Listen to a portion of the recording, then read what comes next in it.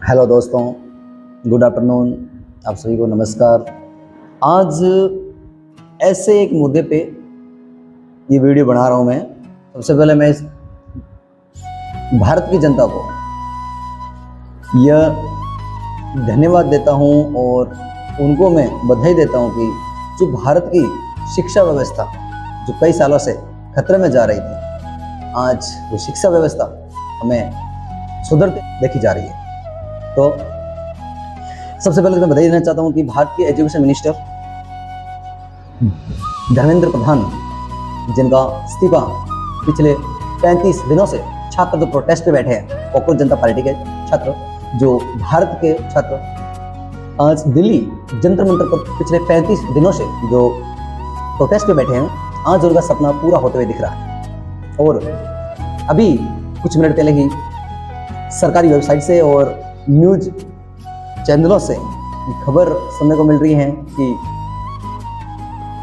BJP मंत्रिमंडल के शिक्षा मंत्री, भारतीय शिक्षा मंत्री धर्मेंद्र प्रधान ने इस्तीफा दे दिया। तो कुछ मैं शब्द बोलना चाहता हूं, उसके बाद अपनी बात आगे बढ़ाएंगे अपन कि लगातार चुप नहीं रहना चाहिए, लगातार चुप नहीं रहना चाहिए, समस्याओं के आगे नहीं झुकना चाहिए, समस्याओं के आगे नहीं झुकना चाहिए।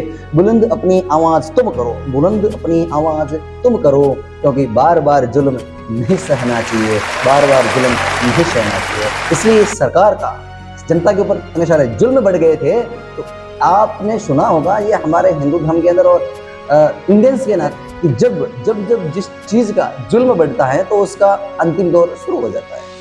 जब तक वो अच्छा काम करती हैं तो उसकी राजपाट सब अच्छा चलता है, और जब वो जुर्म के रास्ते चलते हैं तो जुर्म का अंत बहुत ही जल्दी और सुनिश्चित लिखा होता है। और दोस्तों, धर्मेंद्र प्रधान बोल रहे हैं कि विरोधी ताकतें फायदा न उठाएं, इसलिए फैसला लिया है हमने। धर्मेंद्र प्रधान ने इस्तीफे में क्या क्या लिखा वो भी आपको बताएंगे आज। कि धर्मेंद्र प्रधान ने अपने इस्तीफे से पहले लिखा कि मैं पिछले 4 दशकों से ज्यादा समय से छात्र, शिक्षक और समाज सुधारक के लिए समर्पित रहा हूँ। मेरा सदैव यह विश्वास रहा है कि सशक्त, समाजवेशी एंड दूरदर्शी शिक्षा व्यवस्था की सशक्त राष्ट्र की आधारशिला होती है। मैं देश के युवाओं की आकांक्षाओं, भावनाओं और उनकी न्यायोचित अपेक्षाओं का गहरा सम्मान करता हूँ। भारत की युवा पीढ़ी के सपने को साकार करना हम सभी के राजनीतिक एवं सामाजिक जीवन का नैतिक संकल्प रहा है। प्रधानमंत्री नरेंद्र मोदी के दूरदर्शी नेतृत्व में राष्ट्र की सेवा करने का जो अवसर मुझे प्राप्त हुआ है, उसके लिए मैं प्रधानमंत्री का आभार प्रकट करता हूँ। धर्मेंद्र जी, आप ये चीज बोल रहे हो, इसमें से आपने एक चीज पालन नहीं की है। फर्स्ट बात ये। सेकंड बात वो बोल रहे हैं कि इस्तीफे में धर्मेंद्र प्रधान ने नीट परीक्षा का किया जिक्र। बिल्कुल, तो वो तो करना ही है, उसके लिए तो चल रहा है, क्योंकि नीट परीक्षा अभी नहीं, 2023 मतलब 2-3 बार नीट के पेपर लीक हो रहे हैं। एक बार नहीं हुआ है प्रधान जी, एक बार नहीं हुआ, इतने बार नीट के पेपर लीक हुए। आपका क्या, सरकार की क्या जवाब दी? अकाउंटेबिलिटी है ही नहीं, सरकार कहाँ जवाब? अब सरकार बोल रही है हमने ऐसा कोर्ट बनाया है, उसमें जो जो नीट के पेपर लीक करने वाले दोषी है उनको जेल भरेंगे। इससे पहले हुए हैं, और भी आपका कानून बना था, उस कानून का क्या हुआ? वैसे ये भी चल जाएगा। तो जनता का जो मांग थी धर्मेंद्र प्रधान का इस्तीफा, वो जायज मांग थी, और 2 दिन पहले 2 मांगे और मानी गई थी, और आज जो लास्ट मांग थी 25 जुलाई को, वो भी सरकार ने मान ली गई है। वो भी सरकार ने ऐसे नहीं मानी है, जनता के दबाव पे आने के बाद में सरकार ने वो बात मानी है। धर्मेंद्र प्रधान जी अपना दुख जनता के साथ व्यक्त कर रहे हैं और बोल रहे हैं, पिछले 10 दिनों से मेरा मन बहुत दुखी है, पिछले 10 दिनों से मेरा मन बहुत दुखी है। धर्मेंद्र प्रधान ने इस्तीफे में लिखा कि जंतर मंतर पर सीजेपी के विरोध प्रदर्शन का जिक्र करते हुए प्रधान जी ने कहा है कि पिछले 10 दिनों का घटनाक्रम देखकर मेरा मन बहुत दुखी है।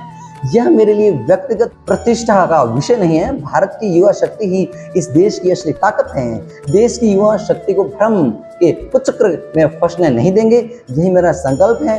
जंतर मंतर पर और देश में जो स्थिति बनी है, इस स्थिति का राष्ट्र विरोधी ताकतें लाभ न उठाए, देश की एकता बनी रहे, भारत के एक भी विद्यार्थी का भविष्य कानूनी पेचीदगियों में न उलझे, हमारे बच्चे अपना समय पढ़ाई में लगाएं, कैरियर बनाने पर फोकस करें।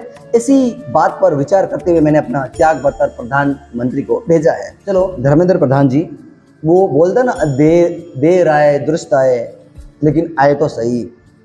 चलो, 10 दिन की आपने ये स्थिति देख के आपके दिल में कुछ तो भाव जगे देश के प्रति। लास्ट ही सही, बाद में भी सही, लेकिन आपने कुछ तो अपने बच्चों के लिए, देश के बच्चों के बारे में सोचा है, इसलिए आपने एप्लीकेशन लेटर दिया। और इस भारत की जनता, सभी स्टूडेंट्स और सभी लोगों को भी ये बधाई देता हूँ कि अब भारत की जो शिक्षा व्यवस्था है वो बदलने जा रही है। और हम आशा करते हैं कि जो भी भारत का नया शिक्षा मंत्री होगा वो अच्छा होगा, क्योंकि अब शिक्षा मंत्री जो बनेगा वो सोच समझ के बनेगा। क्योंकि जो ये प्रोटेस्ट लेके सरकार पूरी हिल चुकी है। और हाँ, मोदी, मैं सरकार के बारे में नहीं कहता, मैं कोई पार्टी का समर्थक नहीं और ना किसी पार्टी का विरोधी हूँ, लेकिन मैं ये बता रहा हूँ कि जो सरकार बोल रही थी कि हमारे सरकार के अंदर इस्तीफे का प्रावधान ही नहीं है, लेकिन भारतीय संविधान ये नहीं कहता, तो ये इस्तीफा कहाँ से आ गया?